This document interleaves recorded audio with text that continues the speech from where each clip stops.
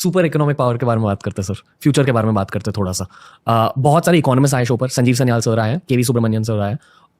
हमने बात करी थी फ्यूचर के बारे में उनके साथ। उन्होंने कहा कि the base of future is infrastructure. अगर इंफ्रास्ट्रक्चर तगड़ा है देश में, रोड ट्रांसपोर्ट तगड़े हैं, फिर मैन्युफैक्चरिंग बूस्ट हो सकती है, अलग अलग बिजनेस, सर्विस बिजनेस बूस्ट हो सकता है, क्योंकि डिजिटल इंफ्रास्ट्रक्चर नाम की भी एक चीज होती है। तो first step is infrastructure, second step is business. देश का फ्यूचर क्या है आपके अकॉर्डिंग? आप किस चीज को लेकर सबसे ज्यादा एक्साइटेड हो खुद ह्यूमन लेवल पर एज एन इंडियन? देखिए, मैं अपने ऑफिस में मैंने American president John F Kennedy का एक वाक्य लिख के रखा है जी, कि American roads are not good because America is rich, but America is rich because American roads are good. Water, power, transport and communication जी, और डिजिटल इंफ्रास्ट्रक्चर, ये सब जब डेवलप होगा तो इंडस्ट्री आएगी, ट्रेड बिजनेस बढ़ेगा, कैपिटल इन्वेस्टमेंट आएगी। और इंडस्ट्री और कैपिटल इन्वेस्टमेंट और ट्रेड और बिजनेस बढ़ेगा तो रोजगार निर्माण होगा, और रोजगार निर्माण होगा तो गरीबी दूर होगी। और इंडस्ट्री प्रगति करेगी तो इंपोर्ट कम होगा, एक्सपोर्ट बढ़ेगा। अब 16 लाख करोड़ का फॉसिल फ्यूल का इंपोर्ट है, और मेरा प्रयास है, जो बहुत कठिन है पर असंभव नहीं है, जिसको मेरा लाइफ मिशन है, कि इस देश का किसान इस देश की ethanol, methanol, biodiesel, bio LNG, bio CNG, electric, hydrogen और अभी एविएशन फ्यूल भी किसान बनाएगा, और वो धीरे धीरे पूरा हो रहा है। तो मैं ये मानता हूँ कि आज सबसे इंपॉर्टेंट चीज़ अगर कोई है तो वह है rural agriculture, tribal rural India, जो जल, जमीन, जंगल और जानवर पर आधारित और best technology in the world available, जो उसका उपयोग करके हम ग्रामीण का विकास करना चाहिए, ग्रामीण कृषि इंडिया का, एग्रीकल्चर और जंगल के हिंदुस्तान का विकास करना चाहिए। अब एक बात समझो, हमारे देश के जीडीपी ग्रोथ में 12% कंट्रीब्यूशन केवल एग्रीकल्चर एंड एलाइड इंडस्ट्री का है, 22 से 24% मैन्युफैक्चरिंग सेक्टर का है, 52 से 54% सर्विस सेक्टर का है। और गांधी जी कहते थे हमारा देश गाँव में बसता है। अब हमारे देश में गाँव में जो बसता है, उसमें गांधी जी जब थे तो 80% लोग गाँव में बसते थे, अब 65% आए। अब ये 25 से 30% लोग माइग्रेट हुए, खुशी से नहीं हुए। ये दिल्ली, मुंबई, कलकत्ता, चेन्नई, बेंगलोर में आए, झोपड़पट्टियाँ, ये गाँव से आए। क्यों आए? क्योंकि गाँव में अच्छी स्कूल नहीं, गाँव में अच्छे रोड नहीं, गाँव में पीने के लिए शुद्ध पानी नहीं, गाँव में रोजगार नहीं, किसानों के फसल के दाम नहीं, और वहाँ जो सस्टेनेबल डेवलपमेंट नहीं हुई, उसके कारण लोग शहर में आए। अब मुद्दा महत्व का ये है कि जिस दिन ये जो एग्रीकल्चर सेक्टर का जीडीपी में कंट्रीब्यूशन 12% है, ये जिस दिन 24% हो जाएगा, उस दिन ये जो 65% पॉपुलेशन जो आई है, अर्बनाइज हुई है, इसमें से 10% पॉपुलेशन माइग्रेट ग्रामीण इंडिया में जाएगी, वापस चली जाएगी। जल, जमीन, जंगल और जानवर। अब मैं आपको एक बात बताता हूँ, मैं अभी ये परली है, राइस स्ट्रॉ, ये जलाते थे, अभी परली से बायो सीएनजी, बायो एलएनजी हो रहा। 185 फैक्ट्री प्रोसेस में है, 36 फैक्ट्री पूरी हुई है, और देश का मेरा पहला ट्रैक्टर परली से बायो सीएनजी तैयार करके चल रहा है। 1 लाख रुपए किसानों की बचत है। पानीपत में प्लांट खुला है, 1 लाख लीटर इथेनॉल बनता है, 150 टन बायो बिटुमेन बनता है, और उसके साथ अब बायो एविएशन फ्यूल बन रहा है। अब ये बायो एविएशन फ्यूल पे हवाई जहाज चलेगी। अब मुझे बताओ कि इस देश का किसान, इथेनॉल फ्लेक्स इंजन आ रहा है, अभी टोयोटो की गाड़ी, सुजुकी की सब गाड़ी आ रही, स्कूटर आ रही, बजाज, टीवीएस हीरो की 100% इथेनॉल पर।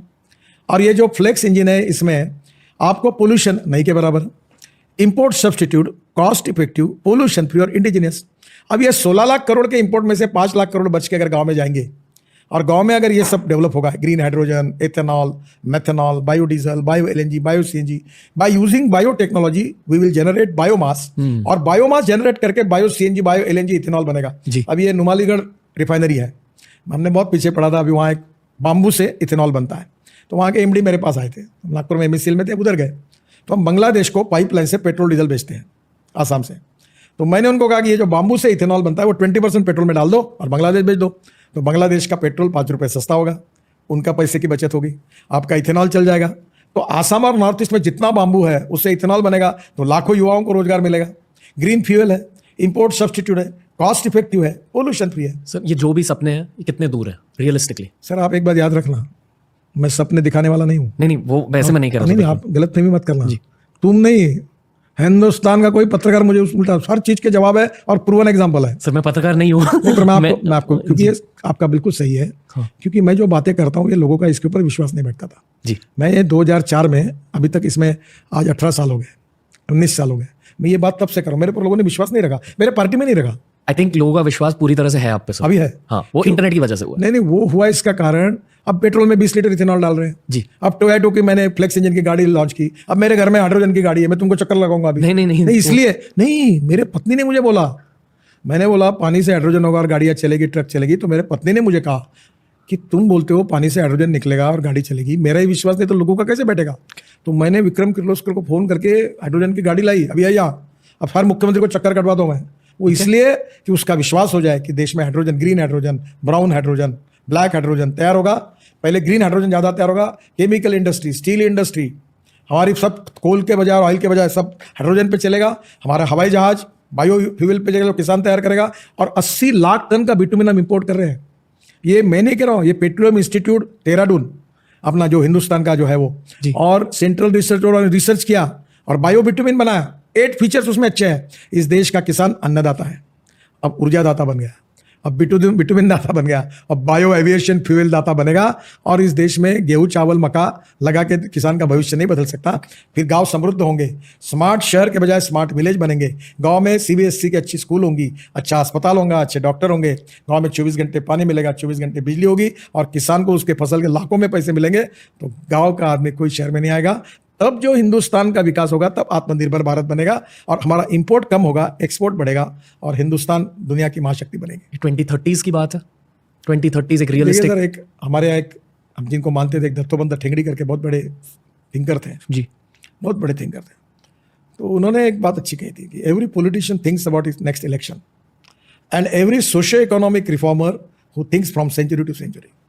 ये कितने समय में होगा ये तो मैं नहीं बताऊंगा, पर मैं आपको एक बात बताता हूँ कि आज जिन नीतियों पर हम और हमारी सरकार मोदी जी के नेतृत्व में चल रही है, तो 10-1 साल के में आपको ऐसे परिणाम निकलेंगे कि परिस्थितियां बदलती हुई एकदम दिखेगी। वैसे आज ही बदल रही है और दिखेगी, और धीरे धीरे उसमें चलते आएंगे तो एक्सपोर्ट बढ़ेगा हमारा। आप मुझे बताओ, लॉजिस्टिक कॉस्ट 14 से 16% है। हमने अच्छे रोड बनाए, फिर पेट्रोल डीजल के बजाय इथेनॉल आया, LNG आया, CNG आया, इलेक्ट्रिक की गाड़ी आई, बस आया, हाइड्रोजन की गाड़ी आई, अभी वो ट्रॉली पर इलेक्ट्रिक हाईवे बन रहे। तो हमारी लॉजिस्टिक कॉस्ट 2 साल के अंदर, मेरी कोशिश है, it's not my commitment neither my declaration, क्योंकि मैं साफ साफ बोलने वाला हूँ, दो साल के अंदर लॉजिस्टिक कॉस्ट में 36 ग्रीन हाईवे बना रहा हूँ। और ऐसे नहीं तो 9% पे आएंगे, सिंगल डिजिट पे।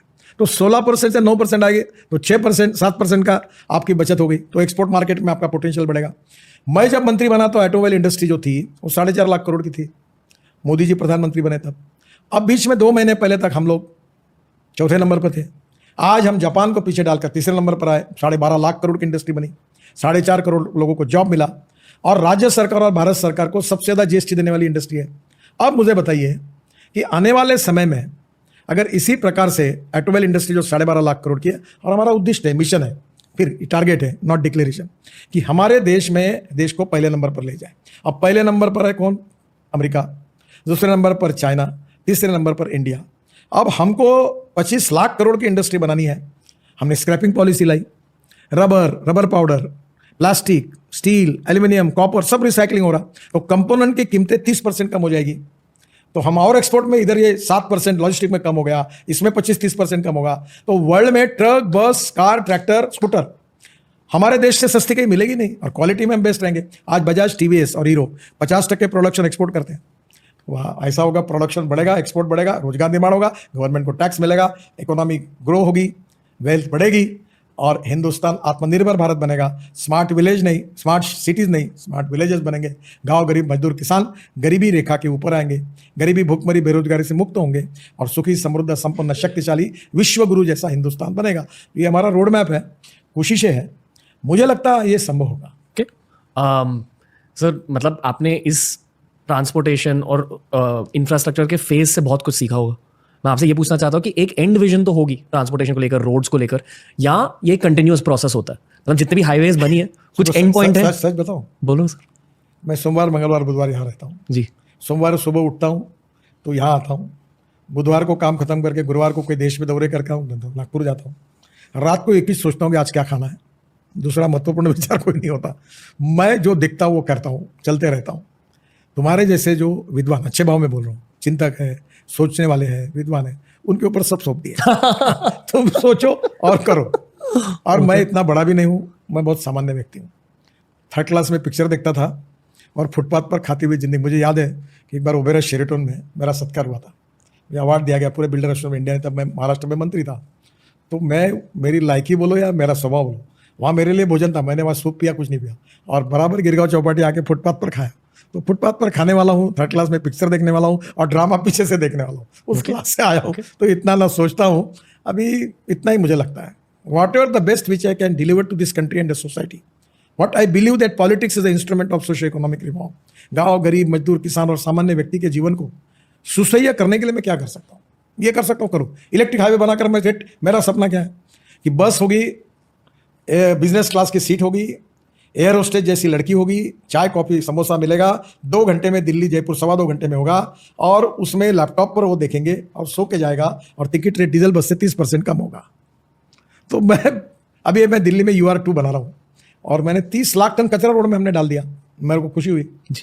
मैं इस देश का पूरा कचरा डालना चाहता हूँ क्योंकि मैं इन्वायरमेंट प्रो हूँ। इस देश में बाम्बू का क्रैश बैरियर सक्सेसफुली हुआ। अब रबर का जो टायर है इंपोर्ट करके उसकी पाउडर बनाकर वो पेट्रोल में अपना बिटुमेन में डालकर कम से कम 15 लाख टन इंपोर्ट कम होगा, और रबराइज बिटुमेन मार्केट में आएगा, क्वालिटी सुधर जाएगी रोड की, और ये 15 लाख टन जो होगा इससे रोजगार मिलेगा। Waste to wealth and knowledge to wealth, 2 चीज़ें मैं कहता हूँ, innovation, entrepreneurship, science, technology, research, skill and successful practices, we name it as knowledge, and conversion of knowledge into wealth is the future. दूसरी बात कहता हूँ, no material is waste, no person is waste. It is depending upon the appropriate technology. Okay.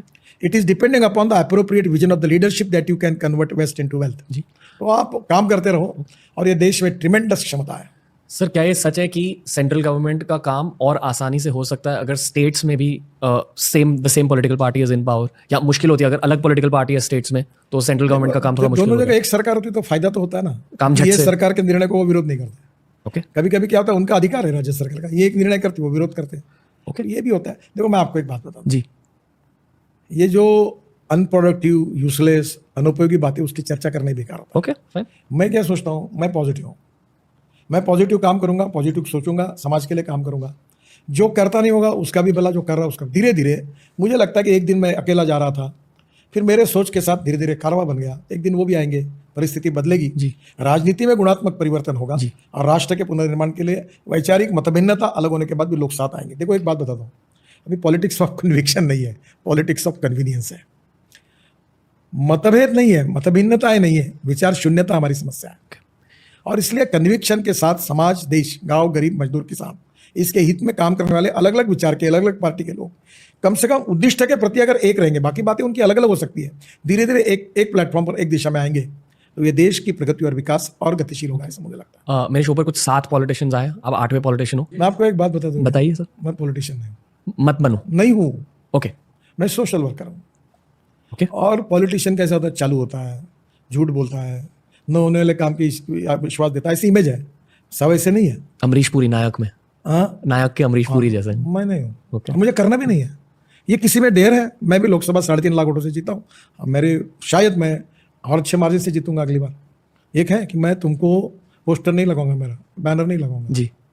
अब काम मैं के तुम्हारे आऊंगा, तुम्हारा पैर पड़ के आशीर्वाद लूंगा, जिसको देना वोट देना, नहीं देना नहीं। मैं थोड़ी जन्म पर टेका लिया। नहीं, लोग बदलेंगे, मेरे से कोई अच्छा आएगा। क्योंकि आप इतने रॉ तरीके से बात कर रहे हो ना, इसलिए शायद यूथ भी आपको सपोर्ट करता है। ये ऑनेस्ट, ये मैंने बहुत बार कहा है आज के कॉन्वर्सेशन में। मेरे जो पॉलिटिकल सलाहकार है, ये मुझे अच्छा हुआ तुम्हारे कारण हिम्मत मिली, वो मुझे बोलते तुम ऐसा मत बोलो। नहीं बोलो सर, अरे तुम्हारा नुकसान होगा, तुम ऐसी बात। देखो मैं आपको दूँ, मेरा फायदा हो कि नुकसान हो जी, मैं ऐसा ही रहूँगा। जो मन में आए वही बोलूँगा, जो करना है वही करूँगा, जहाँ चलना है वही चलूँगा, और जो नहीं करना है उसको नहीं कहूँगा। जैसा होगा वैसा होगा। और पॉडकास्ट के थ्रू लोग ऐसी चीजें समझते हैं कि कौन सच बोल रहा है, कौन खुल के बात कर रहा है। और आजकल आई ऑनेस्टली फील आपकी दुनिया में ना बहुत सारे लोग गलत PR स्ट्रैटेजी यूज करते हैं। मैं एक पोस्टर चिपकाने वाला कार्य करता था जी, मेरा हैंडराइटिंग गंदा था। अरे तो अटल बिहारी वाजपेयी की सभा थी, तो मैं किस लायक था कि काले दीवार पर सफेद चुना मारने की मेरी लायकी थी जी। तो मैं वो, क्योंकि दीवार पर अटल बिहारी वाजपेयी की जाहिर सभा एक कस्तूरचंद पार्क पर लिखना था, लिखने वाले के अक्षर अच्छे थे, पर उसको पहले सफ़ेद चुना लगाना, मैं सफ़ेद चुना लगाने के लायक था। फिर दूसरा काम मैं क्या करता था, वो इलेक्ट्रिसिटी बोर्ड वाले से एक बड़ी निशानी लेके साइकिल पे लाके वो जाकर, क्योंकि किसी पोस्टर पढ़ता था, तो वो पोस्टर पे चिक्की चिपकाता था और ऊपर चढ़ के चिपकाता था। 2 लायकी मेरी थी कि मैं पोस्टर चिपकाता था और दीवारों पर काले दीवार चुना लगाता था। मेरा PR नहीं था, मैं कभी दिल्ली आया नहीं हूँ, मुझे अभी दिल्ली मालूम नहीं है, दिल्ली के रोड मालूम नहीं है, मेरी आने की इच्छा नहीं थी, मैंने अपना बायोडाटा कभी छपवाया नहीं। जिस पार्टी में मैं पोस्टर चिपकाता था दीवारों पर, उस पार्टी ने मुझे पार्टी का अध्यक्ष बनाया। जिस कुर्सी पर अटल बिहारी वाजपेयी और अडवाणी बैठे, उस कुर्सी पर बैठने का मौका दिया। मुझे मेरी औकात और हैसियत से बहुत ज़्यादा मिला, मंत्री पद मिला, और बहुत ज़्यादा पार्टी ने दिया, मैं खुश हूँ। और ये कोई कैलकुलेशन से हुआ नहीं। तो मुझे लगता है कि काम करते रहो ईमानदारी से, संवेदनशीलता रखो, social responsibility, social consciousness, and social sensitiveness ji is most important thing with the politician and social worker. गरीब के लिए काम करते रहो, लोगों की सेवा करते रहो, शिक्षा का क्षेत्र हो, सेवा का क्षेत्र हो, विकास का क्षेत्र हो, महिला दिव्यांगों के लिए काम कर लो. मैंने 500 लोगों को पैर लगा दिया. जो स्ट्रेचर पर आए वो दौड़ने लगे, बुलेट चलाने लगे, फुटबॉल करने लगे. मुझे तो मेरे चुनाव जीतने से भी ज्यादा आनंद हुआ. इस पूरे पॉडकास्ट